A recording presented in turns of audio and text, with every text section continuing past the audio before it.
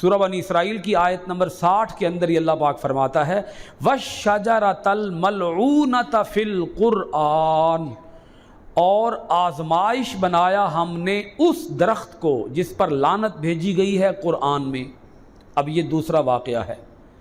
جو کفار اور مشرکین کے لیے آزمائش کا باعث بنا۔ نبی پاک علیہ الصلاۃ والسلام نے جب اس بات کی خبر دی کہ جہنم کے اندر ایک درخت ہے جس کا نام ہے زقوم،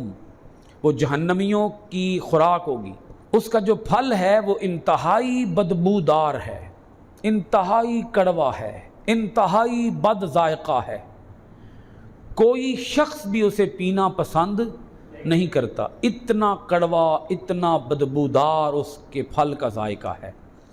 جناب حضرت عبداللہ ابن عباس رضی اللہ تعالی عنہما بیان کرتے ہیں زقوم درخت کے پھل کا ایک قطرہ اگر زمین پر ڈال دیا جائے تو اہل زمین کا جینا محال ہو جائے،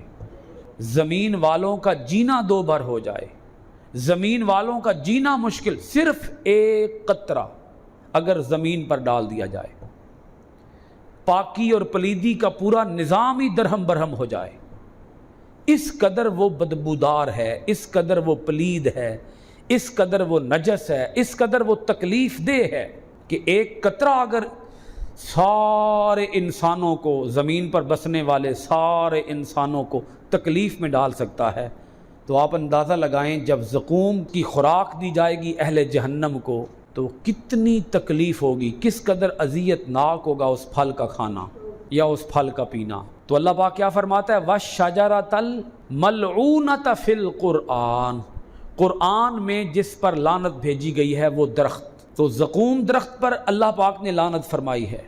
ایک اس کا معنی یہ ہے۔ دوسرا اس کا معنی یہ ہے کہ جہنمی جب جہنم کے اندر اس پھل سے کھائیں گے، اس درخت کا پھل کھائیں گے تو وہ اس پر لعنت بھیجیں گے کہ کس قدر اذیت ناک ہے اس پھل کا کھانا۔ اب یہاں ایک بہت اہم بات آپ حضرات کی خدمت میں یہ بھی عرض کر دوں، کچھ لوگ اسی درخت کا نام استعمال کر کے اسٹرابری جو ہم عام طور پر کھاتے ہیں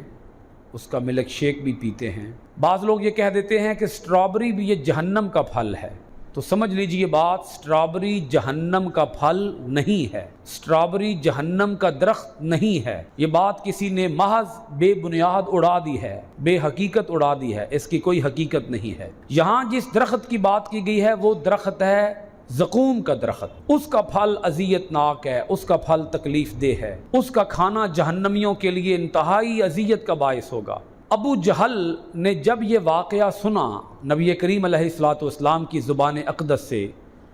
کہ زقوم درخت ہوگا اور اس کی جڑیں جہنم کی تہہ میں ہوں گی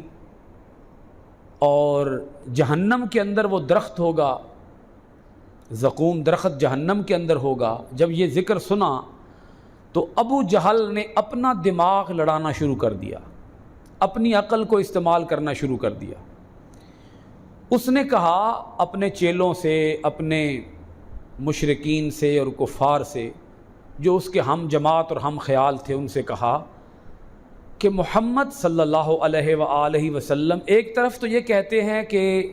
جہنم کے اندر آگ ہوگی، بلکہ یہاں تک کہا کہ وقودها الناس والحجارہ، جہنم کا ایندھن انسان ہوں گے اور پتھر ہوں گے، انسان اور پتھر جہنم کا ایندھن ہوں گے۔ تو جہنم کی اتنی تیز آگ ہوگی کہ جو آگ انسانوں سے جلائی جائے گی، پتھروں سے جلائی جائے گی، تو وہ آگ جو کہ انسانوں اور پتھروں کو بھی جلا کے رکھ دے گی، بھسم کر دے گی، تباہ کر دے گی، خاکستر بنا دے گی، راکھ بنا دے گی، اتنی شدید آگ، اور اس کے اندر درخت، یہ کیسے ہو سکتا ہے؟ آگ کے اندر بھی بھلا کوئی درخت ہو سکتا ہے؟ آگ اور درخت کوئی جوڑ نہیں بنتا، کہاں آگ اور کہاں درخت؟ بھائی درخت تو اگتا ہے زمین پر، مٹی میں، پانی بھی ہوتا ہے، اس کو ہر روز پانی دیا جائے تو وہ درخت پھلتا ہے، پھولتا ہے۔ تو یہ کیسے ممکن ہے کہ ہوگی ہر طرف آگ اور آگ کے اندر کیا ہوگا؟ درخت۔ تو اللہ پاک نے اس کا ذکر کیا کہ یہ جو شجر ملعونہ ہے، درخت ملعونہ ہے، لعنت کیا گیا درخت ہے جو جہنمیوں کی خوراک ہے، یہ بھی کافروں کے لیے ایک آزمائش ہے، یہ بھی کافروں کے لیے ایک آزمائش ہے کہ کافر اگر یہ سمجھ لیتے کہ کوئی چیز اللہ کی دسترس سے باہر نہیں ہے، کوئی کام اللہ کی قدرت سے باہر نہیں ہے، اگر یہ سمجھ لیتے تو ان کے لیے شجر ملعونہ پر ایمان لانا بھی کوئی مشکل کام نہ ہوتا۔ نہ یہ جہنم کو مانتے ہیں، نہ جہنم کے عذاب کو مانتے ہیں، اور نہ جہنم کے اندر درخت کو مانتے ہیں، اور اپنی عقل لڑاتے ہوئے کہتے ہیں کہ کہاں آگ اور کہاں درخت، اور یہ نہیں سمجھتے کہ اللہ تعالیٰ کی قدرت سے کوئی چیز باہر نہیں ہے۔ اب یہ اللہ کریم فرماتا ہے کہ ہم کافروں کو طرح طرح سے جہنم کے عذاب کا خوف دلاتے ہیں کہ ڈر جاؤ جہنم کے عذاب سے، بچ جاؤ گناہوں سے، بچ جاؤ سرکشی سے۔ سورہ بنی اسرائیل کی آیت نمبر 60 کے آخری حصے میں اللہ پاک فرماتا ہے وَنُخَوِّفُهُمْ فَمَا يَزِيدُهُمْ إِلَّا طُغْيَانًا كَبِيرًا، ہم ڈراتے ہیں، ہم خوف دلاتے ہیں جہنم کے عذاب کا،